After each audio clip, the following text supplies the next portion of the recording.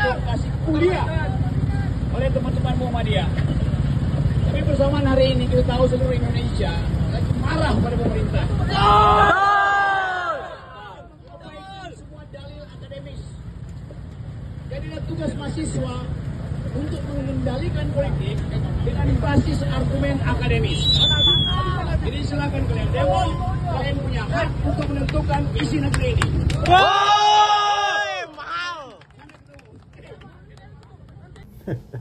Oke teman-teman, untuk hari ini saya akan putarkan sebuah video atau berita yang terbaru. Dan untuk berita yang terbaru ini yaitu tentang demo mahasiswa yang bertajukan #Indonesia gelap. Nah, apa benar-benar udah gelap? Sedangkan kalau gelap kok masih kemana-mana aja, kok nggak ada yang bawa senter. Nah, ya di dalam demo ini dan ada yang dibahas yaitu tentang Bapak Roky Gerung. Nah, ini sangat keren sekali ini. Nah, ya kemungkinan besar ini ada kesempatan buat Roky Gerung untuk berorasi atau untuk memberi semangat para mahasiswa ini. Dan untuk video ini dibahas dan dikomentari oleh teman kreator kita yaitu seperti biasa Opung Parbelak. Nah, disinilah Opung Parbelak membahas dan mengomentari tentang video atau berita terbaru ini. Oke teman-teman, supaya teman-teman tidak penasaran dengan isi videonya, mari kita lihat dan kita tonton videonya. Oke, kita langsung aja ya, gas. Bukan Roky Gerung namanya kalau tidak cari panggung di tengah-tengah demo mahasiswa. Ya, cari panggung. Betul. Dan itulah yang dilakukannya di Samarinda. Di Samarinda. Padahal ya agendanya ke sana dia untuk memberi kuliah. Tiba-tiba nongol orasi. Mahasiswa harus dan punya hak untuk menentukan isi negeri ini. Datang mahasiswa. Yes. Mantap. Mahasiswa yang seperti apa? Tergantung IPK-nya, tergantung isi kepalanya, dan tergantung karakternya.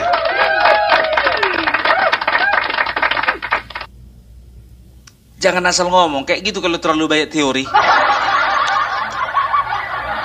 Mahasiswa seperti apa dulu, kan begitu. Sekarang begini, ya, kalau bicara tentang demo mahasiswa, aku berpendapat bahwasannya titik terakhir dari demo mahasiswa yang berbobot itu tahun 1998.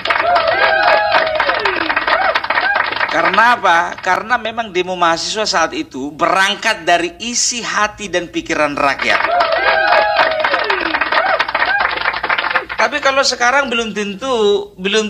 Karena apa? Karena banyak demo-demo nggak berbobot.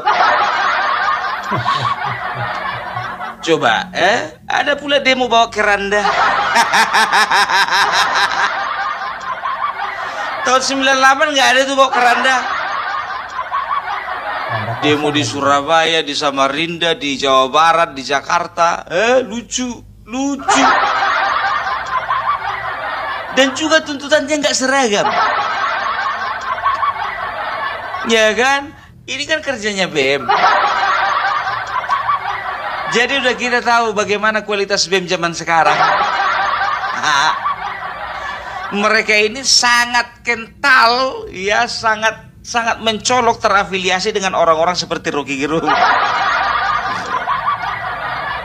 Ya kemarin coba waktu mau pelantikan, dimotori lah itu mahasiswa demo. Ternyata hasilnya apa? Zong. Pilkada begitu juga, dimotori mahasiswa untuk demo, zong. Tolong dulu kalian setiap mahasiswa yang ada di universitas itu, ya, kalau mencari presiden, ya, presiden. Mencari presiden BEM, ya, coba dulu, tolong dulu agak agak selektif dikit. Tapi bukannya bilang apa, ini sudah terbuka bahwasanya BEM-BEM yang ada di Indonesia ini sudah terafiliasi dengan orang-orang yang memang betul-betul benci dengan pemerintah. Makanya setiap yang mereka tuntut di dalam demo mereka selalu itu kontra dengan pemerintah. Perhatikan. Ya, Jadi beda tahun 98, pemerintah pada saat itu dipengaruhi dan juga dikuasai oleh diktator ya, Soeharto waktu itu. Dan wajar masyarakat teriak. Nah sekarang pemerintah didukung sepenuhnya sebagian besar oleh rakyat. Nah sekarang siapa yang ngajak kalian demo? Siapa yang nyuruh kalian demo? Kekuatan rakyat mana yang mendukung kalian untuk demo? Kita bisa lihat dari tuntutan-tuntutannya, ya kan? Coba perhatikan aja. Ya, mereka menuntut supaya dibatalkannya pengefisiensian anggaran. Baru yang kedua, mereka menolak adanya makan bergizi gratis. Mereka itu lebih milih pendidikan gratis. Nomor 3, 4, 5, 6 item terakhir ada di situ itemnya adili Jokowi.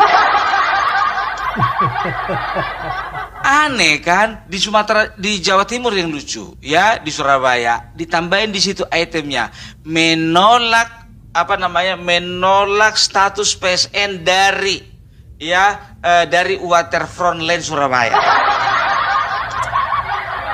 Sampai ke situ-situ. Menolak HGB. Di Jawa Barat lagi lebih lucu. Mereka meminta supaya supaya presiden mereshuffle kabinetnya. Aduh, coba dulu kalian itu semua, ya kan? Ini siapa yang briefing ini? Rocky Gerung, Refli Harun atau Faisal Assegaf? Coba dipastikan dulu, satukan bahasa gitu loh. Dari sini aja nampak kalian itu nggak seragam. Nampak kalian itu yang sana beda yang briefing, yang sana beda yang briefing, yang sana beda yang briefing. Aduh, nggak semua aku salahkan, ya kan? Ada beberapa hal seperti undang-undang perampasan aset, ya kan begitu. Itu ada di mahasiswa yang di mana ya, aku kurang tahu juga. Kalau itu kita dukung. Supaya perpu perampasan aset itu menjadi undang-undang. Kalau itu kita dukung, ya kita support, ya. Tapi yang lain-lain ini agak aneh gitu. Sekarang contohnya yang pertama, masalah ya efisiensi, ya. Kalau tidak salah itu undang-undang nomor berapa itu ya? Nomor 25 ya. Atau nomor 1 tahun 2025 yang menyatakan bahwasanya efisiensi itu sangat diperlukan, ya. Ternyata mahasiswa menolak. Kemarin perasaanku menolak itu di media sosial itu Adian Napitupulu yang secara terang-terangan dan jelas-jelas Adian Napitupulu, ya. Apakah ada sangkut pautnya Adian Napitupulu dengan para mahasiswa ini? Nggak tahu juga. Aku masih ingat itu, ya kan, waktu kalau tidak salah untuk anggaran PU, ya. Jadi Adian ini mencak-mencak, ya sudah kalau memang tidak ada lagi anggaran untuk pembangunan, ya sudah kita biarkan saja, berbohong kita 1 tahun ini. Sekarang memang bukan bilang apa, Bapak Prabowo memang betul-betul efisiensi garis keras. Karena apa? Karena dia tahu ya kalau nggak seperti itu ya hal-hal pemborosan, kebocoran dana itu akan berlangsung terus. Itu dia, termasuk di kementerian-kementerian. Coba bayangkan kalian, ada beberapa kementerian seperti Kementerian Pertanian ya, itu sampai jam 3 itu harus ditutup, dimatikan lampu semua. Kalau nggak ada orang ngantor semuanya, matikan lampu dari atas sampai bawah. Sampai sedetail itu efisiensinya. Karena apa? Karena ada sesuatu yang lebih besar yang dikejar untuk kemajuan bangsa ini. Gitu loh. Ya sekarang begini. Pendapatan kita, katakanlah dulu kita tidak mengalami kemajuan pendapatan atau kemajuan income yang sangat signifikan, ya. Jadi ya kemarin Bapak Jokowi sudah menambah ya income itu dengan pemotongan denda pajak, ya, lebih dikenal dengan tax lupa gua. Aduh, lupa. Yang penting ada pendapatan dari pajak, tax amnesty. Ya, ternyata dilihat kayaknya masih kurang juga ya. Nah, sekarang ada efisiensi. Kenapa enggak kalau memang bisa untuk kemajuan anggaran ya, yang namanya efisiensi itu yang tidak berguna dibuang. Ya, itu artinya namanya efisiensi gitu. Hal-hal yang tidak perlu dilakukan tidak dilakukan. Ya, seperti pergi ke luar negeri. Kalau nggak perlu nggak usah. Ya, seperti acara halal bihalal. Kalau nggak perlu nggak usah. Itu yang namanya efisiensi. Kan begitu ya. Nah, sekarang ya kita mau nanya, itu permintaan dari mahasiswa atau permintaan dari kelompok tertentu? Kita perlu tahu dan kita perlu pastikan ya kan, jangan mau kita dibodoh-bodohi. Baru yang kedua, masalah makan bergizi gratis, MBG ya. Jadi mahasiswa menuntut ya, tolong diprioritaskan yang lebih utama. Mereka berpendapat bahwasanya yang lebih utama itu adalah pendidikan gratis. Yang jadi pertanyaan begini, pendidikan gratis mulai dari SD, SMP, SMA sudah digratiskan.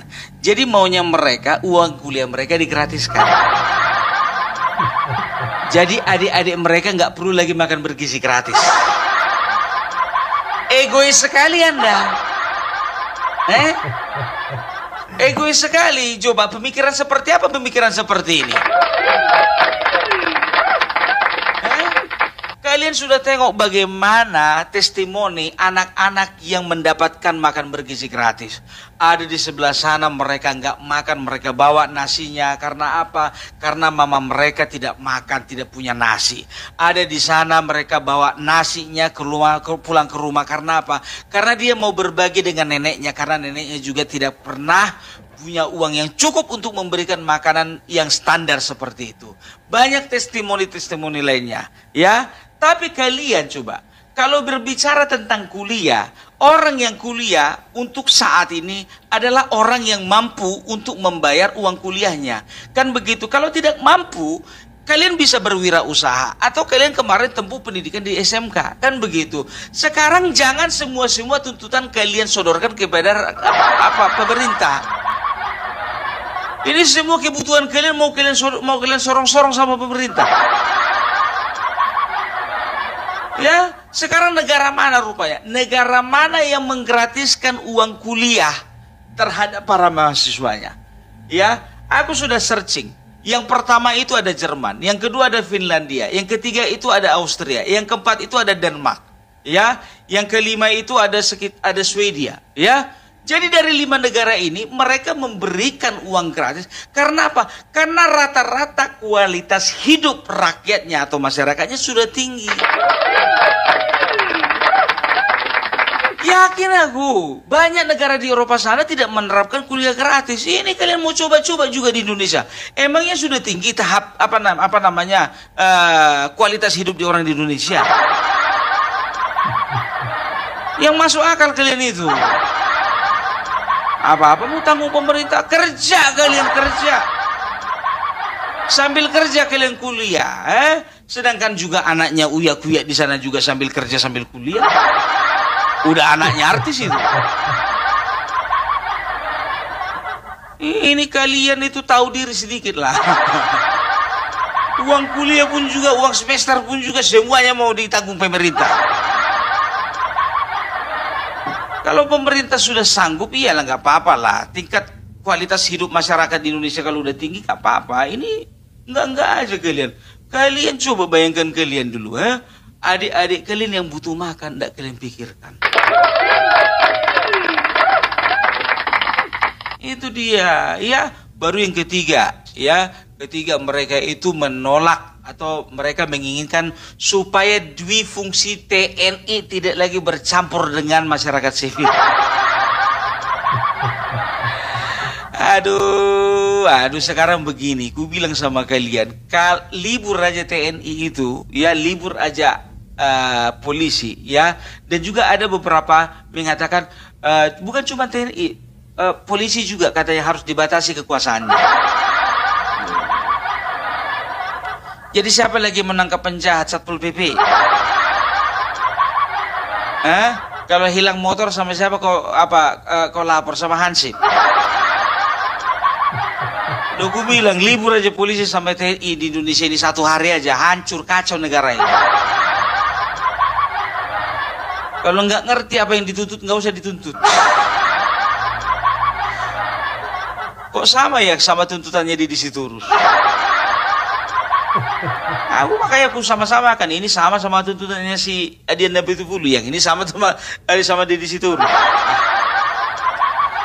Baru yang ketiga menolak ya undang-undang minerba, ya mineral dan batu bara. Jadi mereka itu menolak adanya izin tambang yang diberikan kepada kampus-kampus tertentu. Sekarang begini, kalau misalnya kampus-kampus tertentunya itu memang sesuai speknya itu dengan tambang itu, kenapa enggak? Kecuali contohnya misalnya, ya fakultas kedokteran, ya memiliki izin usaha tambang, kan nggak masuk itu. Justru itu sangat harus didukung, karena apa? Ya, karena mahasiswa sebelum lepas dari kuliah, sebelum tamat, mereka sudah punya pengalaman di bidang kerja. Mereka sudah tahu bagaimana cara menambang yang baik. Mereka sudah punya persiapan bagaimana cara menentukan tempat-tempat tambang yang terbaik. Mereka sudah bisa menentukan kualitas dari batu bara dan barang-barang mineral yang bisa ditambang. Gitu. Jadi nanti nggak kaget lagi, ya kan? Ya udah langsung praktek, kenapa enggak? Kalau contohnya misalnya sudah 4 semester atau sudah 6 semester, praktek langsung, kenapa enggak? Dan itu juga kan bisa menambah income lah. Pasti orang kalau dia sudah kerja pasti digaji, kan begitu. Lebih bagus menggaji. Sekarang begini, banyak kita ya di pertambangan baik batu bara, minyak bumi, gas dan segala macam, kita mengambil tenaga ahli dari luar. Ya, karena apa? Karena kita kekurangan SDM. Apa salahnya kalau misalnya mahasiswa itu dijadikan SDM, dilatih SDM-nya supaya apa? Supaya kita tidak perlu lagi mengambil tenaga kerja dari luar. Jangan pendek kali pikiranmu, bro. Mentang-mentang kau dari fakultas pertanian, jadi kau yang sewa. Dari ekonomi kau sewot. Dari kedokteran pariwisata kau sewot. Nggak perlu kau sewot. Kurasa pun juga mahasiswa pertambangan itu sangat setuju. Alasan kalian itu nggak aja. Yang untuk menjaga keseimbangan dan juga kebersihan daripada akademik. Nggak masuk akal. Terus lagi biar tahu kalian, adalah mahasiswa ini yang menuntut ya supaya dilakukan evaluasi terhadap IKN. IKN udah jauh, bro, udah jauh 80% itu. Mau kau komentari pun juga nggak ada gunanya. Mau dievaluasi barang yang udah jadi.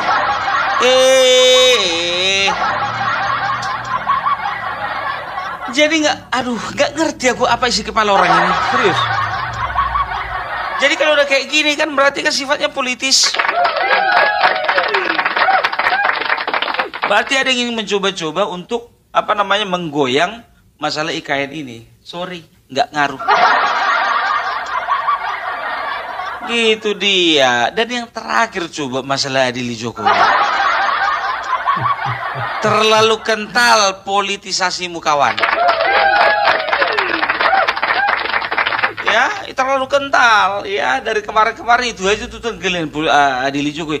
Udahlah, nggak usah kalian serta-mertakan itu tuntutan nomor 1, 2, 3, 4, 5. Langsung aja Adili Jokowi gitu. Ya, jadi itu dia ya. Yang jadi pertanyaanku, ya, kalian melakukan aksi apakah memang betul-betul berdasarkan isi dan hati isi dari pikiran dan hati rakyat? Ini ndak Indonesia gelap. Kemarin baru darurat demokrasi, sekarang Indonesia gelap. Nggak bisa kalian itu berpikir optimis, nggak bisa kalian itu berpikir maju atau nggak bisa kalian itu berpikir visioner? Terlalu lemah kalian jadi mahasiswa, berhenti kalian. Indonesia gelap. Ketua BEM kalian itu yang gelap. Gelap. Sudah secerah ini, ku bilang sama kalian, kalau bukan Jokowi kemarin, waktu zaman Covid, kurasa kalian itu udah mati satu-satu. Ini ndak kalian hargai apa yang sudah dilakukan oleh Bapak Jokowi. Sekarang Bapak Prabowo begitu juga. Kalian berani coret-coret mukanya kan? Ya kan? Udah hebat kalian kayak gitu, ditandai kalian. Jago kali. 100 hari kerja yang paling mematikan itu pula tulisannya itu. Sanggup rupanya kau kerja seperti itu. Kulit-kulitnya aja belum tentu kalian apa kalian kuasai. Kalian komentari 100 hari kerja Jokowi. Ya Pak Prabowo. Dah. Jadi itulah dulu mengenai tuntutan orang ini, ya. Jadi bisa dikatakan rata-rata tuntutan ini nggak masuk akal ini. Tapi kalau misalnya Perpu, ya, rancangan undang-undang mengenai perampasan aset itu kami dukung. Atau kalian mencantumkan itu di terakhir supaya kelihatan mantap gitu demo kalian. Ya mudah-mudahan itu berangkat dari hati yang murni lah. Oke, iya, jadi itulah dulu dari Opung Perbelak. Ya, salam NKRI harga mati. Salam. Oke, terima kasih teman-teman yang sudah menonton videonya. Itulah keseruan Opung Perbelak membahas dan mengomentari tentang demo #Indonesia Gelap. Dan gimana menurut teman-teman untuk komentarnya? Nah, apabila teman-teman ada pendapat dan ada komentar, silahkan komen di kolom komentar. Selamat beraktivitas, sampai jumpa di video selanjutnya. Sampai jumpa.